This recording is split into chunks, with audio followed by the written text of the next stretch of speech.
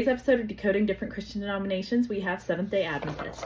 Seventh-day Adventists are Trinitarian. They believe in the three in one, sola scriptura, scripture alone, and they believe in a literal creation account, that is, creation took exactly 6 days, and then God rested on the seventh, which leads us to an important idea in the Seventh-day Adventist Church, and that is the idea of a Sabbath. Specifically on the seventh day, they believe that God ordained this in creation, reaffirmed it in the Ten Commandments, and that it is still living and active today. The Sabbath, they take it on Saturday, so they do not engage in secular work between Friday at sundown to Saturday at sundown.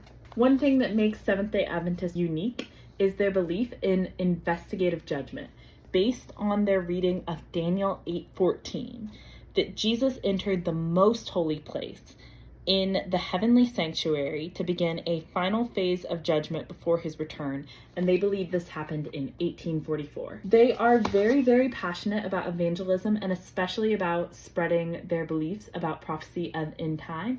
They believe in a premillennial literal second coming, that Jesus will return in a physical form and reign for 1,000 years. They believe in a soul sleep until the second coming of Jesus. That is, no soul immediately goes to heaven, but they are in a sleep state until Jesus returns. They also do not believe in eternal hell. In a view called annihilationist, they believe that those who do not believe in God simply cease to exist. And they take a historicist interpretation of Revelation, often believing institutions like the Roman Catholic Church fulfill some of the prophecies.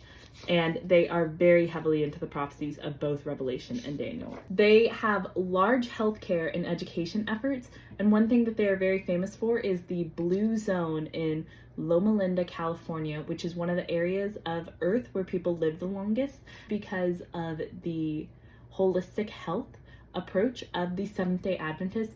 Many of their believers are vegetarian and abstain from smoking, drinking, and other vices that could negatively impact their health. On the topic of women's ordination, they do not have a specific ban, but this is a point of contention, as some churches will ordain women pastors and others won't, and there are a lot of regional variances. That is the Seventh-day Adventists, and as always, let me know in the comments what denomination you would like to hear about next.